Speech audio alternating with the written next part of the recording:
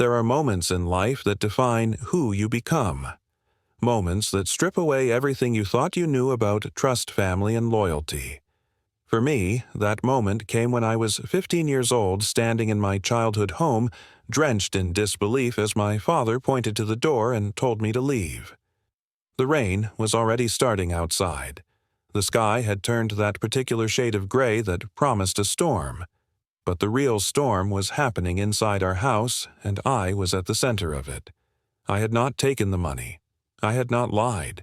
But nobody believed me. Sometimes the people who hurt you the most are the ones sharing your last name. Before I take you through what happened that night, I want to ask you something. Where are you watching this from? Drop a comment below and let me know. And if you have ever been misunderstood by the people you loved most, if you have ever been blamed for something you did not do, go ahead and hit that like button. Subscribe if you want to hear more stories like this one. Because what I'm about to share with you is not just about being kicked out. It is about what happened when the truth finally came out 2 weeks later in the most unexpected way. Trust me, you will want to stick around for this. My name is Gerard. I grew up in a working-class neighborhood on the outskirts of Portland, Oregon. We lived in a small 3-bedroom house with faded blue paint and a maple tree in the front yard that had been there longer than I had been alive. My dad, Richard, but everyone called him Rick, worked as a mechanic at a shop downtown. He was the kind of man who believed in hard work, discipline, and keeping your word. My mom, Linda, was a nurse who worked night shifts at the hospital. She was softer than my dad, the one who smoothed things over when tensions ran high. I had one brother, Derek. He was 3 years older than me, 18 at the time all of this happened. When we were younger, Derek used to look out for me. He taught me how to ride a bike without training wheels. He stood up for me when some 8th graders tried to mess with me at school. But somewhere around the time Derek turned 15 or 16, things changed. He started hanging out with a different crowd. He became distant. The brother I used to look up to started feeling like a stranger living in the same house. Our dad had expectations for both of us, but especially for Derek. He was the oldest, the one who was supposed to set the example. And for a long time, Derek did just that. Dad trusted him, believed in him. Maybe that was the problem? It was a Friday morning in early November. I remember because Thanksgiving was only a couple of weeks away. The weather had already turned cold and the radio kept warning about a storm system moving in from the coast. I woke up, went to school like any other day, and came home around 3 in the afternoon. That was when I noticed something was off. My dad was home early. He never got home before 6. But there he was sitting at the kitchen table with Derek. Both of them looked serious. The kind of serious that makes your stomach drop before anyone even says a word. I walked in, dropped my backpack by the door, and said hello. My dad looked at me with an expression I had never seen before. Cold, almost like he was looking at a stranger. The wind outside was picking up. I could hear it rattling the windows. Leaves were skittering across the driveway. The sky had gone from gray to almost black. Inside, the air felt just as heavy. My dad did not waste time. He asked me straight out if I had taken $500 from the emergency fund. The emergency fund was something my parents kept in a locked drawer in their bedroom. It was for emergencies only. Car repairs, medical bills, things like that. Everyone in the family knew where it was, but nobody was supposed to touch it. Ever. I stared at him, confused. $500, I had no idea what he was talking about. I told him no. I told him I would never take money from them. But before I could even finish my sentence, my dad cut me off. He said Derek had seen me in their bedroom 2 days earlier on Wednesday afternoon going through the drawer. I felt like someone had punched me in the stomach. I turned to look at Derek. He was sitting there, arms crossed, looking down at the table. He would not meet my eyes. I asked him what he was talking about. I told him I was not even home Wednesday afternoon. I had soccer practice until 5. Derek finally looked up. His voice was calm, almost apologetic. He said he came home early that day because he forgot a textbook. He said he saw me in their room. He said he did not want to say anything at first because he thought maybe I needed the money for something important. But when Dad discovered the money was missing, Derek said he could not keep quiet anymore. I tried to explain. I tried to tell my dad that practice had been scheduled. But then my dad dropped another bomb. He had called my coach. Practice had been canceled that Wednesday because of equipment issues. My heart sank. It was true. Practice had been canceled. I had completely forgotten. I spent that afternoon at the park with my best friend Marcus. We just hung out, shot some hoops, nothing special. But in that moment, standing in my kitchen with my dad staring at me like I was a criminal, I realized how bad this looked. I told my dad I could prove it. I told him to call Marcus's mom. She would verify that I was with Marcus. But my dad shook his head. He said I had already lied about where I was. He said that made everything worse. He said Derek had no reason to lie to him, but I did. I felt tears burning in my eyes. I was 15 years old, being accused of stealing from my own family, and nobody would listen to me. I looked at Derek again, desperate for him to tell the truth, for him to admit he was lying, but he just sat there staring at his hands. Outside, the rain started. I could hear it tapping against the windows, soft at first, then harder. My dad stood up. He pointed toward the front door. He told me to get out. I thought I had misheard him. I asked him what he meant. He repeated it. He told me to get out of the house. He said I was not welcome until I admitted what I had done and returned the money. I felt panic rising in my chest. It was pouring rain outside. I asked him where I was supposed to go. He said I should have thought about that before I stole from my family. His voice was hard final. There was no room for argument. I looked at Derek one last time. I was silently begging him to say something. Anything. But he just looked away. Something inside me shifted. The tears stopped. My voice went calm, almost flat. I said fine. I walked to my room, grabbed my backpack, and shoved in a few changes of clothes, my phone charger, and about $80 I had saved from my part-time job at the grocery store. When I came back out, my dad was standing by the door holding it open. The rain was coming down in sheets now. I did not look at him as I walked past. I did not look back when the door slammed shut behind me. The rain was freezing. Within seconds, I was soaked through. I did not have a plan. I just started walking. My mind was blank numb. I walked 4 blocks to Marcus's house. When I knocked on the door, his mom, Mrs. Patricia Hayes, opened it. She took one look at me standing there drenched and shaking and pulled me inside without a word. Marcus came downstairs. When he saw me, his face went pale. I told them what happened. My voice kept breaking. I told them my dad kicked me out. I told them he thought I stole money. I told them I did not do it. Mrs. Hayes wrapped a towel around my shoulders and told me to sit down. Marcus was furious. He could not believe my dad would do that, especially in weather like this. Mrs. Hayes brought me dry clothes and made me hot tea. I sat on their couch, shivering, not just from the cold, but from the shock of what had just happened. She told me I could stay as long as I needed. I tried to thank her, but the words would not come out right. That night, Mrs. Hayes called my mom. Mom was at work on her night shift and had no idea what had happened. When she got home the next morning, she came straight to Marcus's house. She was crying when she walked in. She hugged me so tight I could barely breathe. She kept saying she was sorry. She said Dad had called her and told her what happened, but she said if I did not take the money, we would figure it out. I pulled back from her. I told her Dad did not believe me. I told her he chose Derek over me without even questioning it. She promised she would talk to him. She begged me to come home, but I refused. I told her I was not going back until Dad apologized, not until he admitted he was wrong. The first few days were strange. I still went to school. I saw Derek in the hallways, but I avoided him completely. If he tried to make eye contact, I looked away. Some of my friends asked what was going on. I just told them it was family stuff and left it at that. Mrs. Hayes was amazing. She treated me like I was her own son, but I felt guilty. I did not want to be a burden. So I decided to do something about it. I went to the Safeway near Marcus's house and asked if they were hiring. They put me on as a bag boy working after school and on weekends. It was not much, but it was something. I started giving Mrs. Hayes money for food and utilities. She tried to refuse at first, but I insisted. My mom came by a few times a week.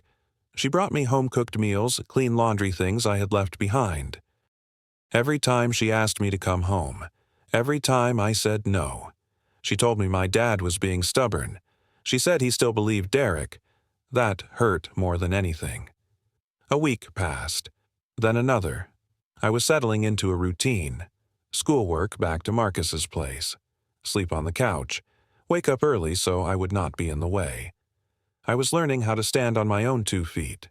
I was growing up fast, maybe faster than I should have had to. By the second week, I was exhausted, but proud. I was making it work. I was proving to myself that I did not need them. Or at least that is what I told myself late at night when the loneliness crept in. It was a Saturday afternoon. I was at work restocking shelves when my phone rang. It was my mom. Her voice was shaking. She was crying. She told me I needed to come home right away. I asked her what was wrong, if she was okay. She just kept saying I needed to come home. She said we needed to talk. She said it was about my dad, about Derek. I felt my pulse quicken. Something big had happened. I did not know what, but I could hear it in her voice. I told my manager I had a family emergency and left. I stopped by Marcus's house to grab my jacket, then headed toward home. The walk felt longer than usual. My hands were shaking. The rain had started again, light but steady. It felt like some kind of cruel joke. Rain when I was kicked out, rain when I was coming back. When I got to the house, the front door was open. My mom was standing there waiting for me. Her eyes were red and swollen. She pulled me inside without saying anything. The house felt different, heavier. My dad was sitting on the couch in the living room. His head was in his hands. Derek was in the corner sitting in a chair looking like he wanted to disappear. Nobody said anything for a long moment. Then my mom started talking. She told me what had happened earlier that day.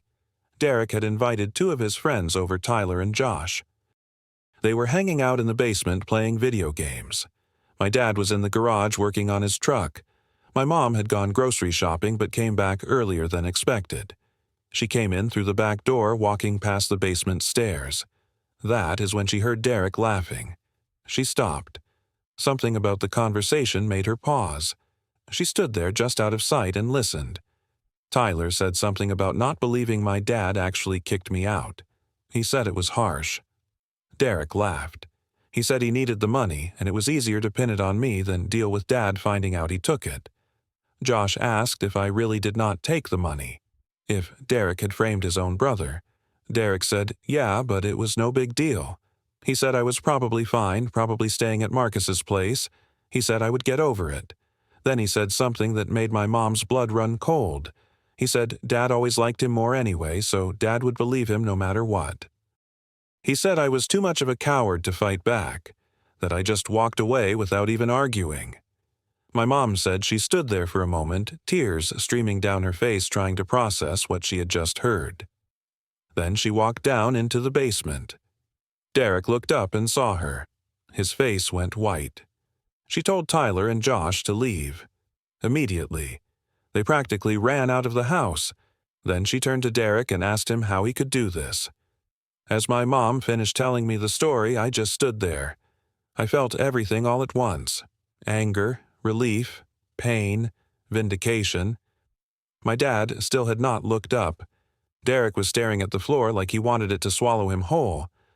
My mom was crying again, telling me how sorry she was. How sorry they both were. I stood in the middle of the living room looking at the 3 of them. I did not cry. I did not yell. My voice was steady cold even. I looked at Derek first. I asked him why.